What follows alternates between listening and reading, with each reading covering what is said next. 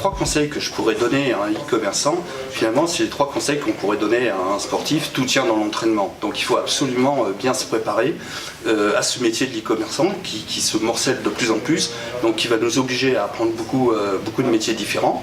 Et dans cette préparation, il y a aussi les messages forts sur lesquels on veut communiquer, pourquoi les gens ils vont venir finalement acheter sur mon site, comment ils vont connaître ce site, et quelle est la part du budget justement que je vais devoir attribuer à cette partie acquisition de trafic.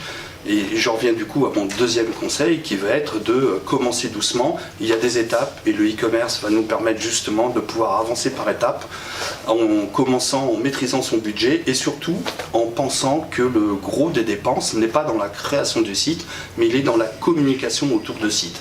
Et ça c'est le premier écueil que je rencontre souvent. Les gens ils investissent beaucoup dans la création de leur site, ils veulent leur site qui est beau, qui est original, etc. Et ils oublient complètement que les frais de communication sont devenus exponentielle, et d'ailleurs plus il y a de sites maintenant et plus ces frais deviennent importants. Donc il faut absolument préserver une partie du budget de création une fois que le site est fait.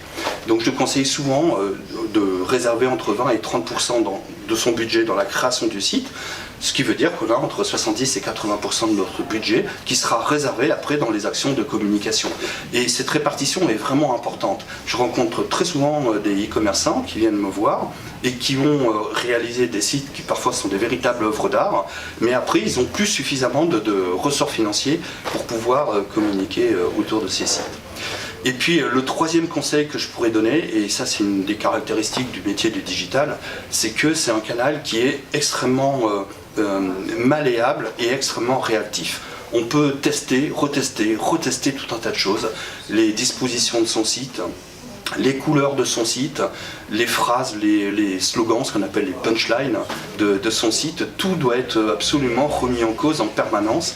Et ce qui est incroyable dans ce métier, c'est que non seulement on peut libérer notre imagination, mais en même temps, on a des métriques qui nous permettent de mesurer est-ce qu'on va dans le bon sens, est-ce qu'on améliore notre site internet, est-ce que c'est atone, c'est une idée, voilà, ça, je sais pas pourquoi tu te fais des nœuds au cerveau, ça n'a rien bougé, ou est-ce qu'au contraire, fais attention, c'était pas la meilleure idée, voilà, il serait peut-être temps de la changer. Mais tester, retester, ça c'est le troisième conseil, et aujourd'hui on a tout un tas d'outils qui sont extrêmement accessibles financièrement et accessibles techniquement, qui nous permettent d'avoir cette démarche d'amélioration. Et ça c'est le côté très sympa du digital quand même.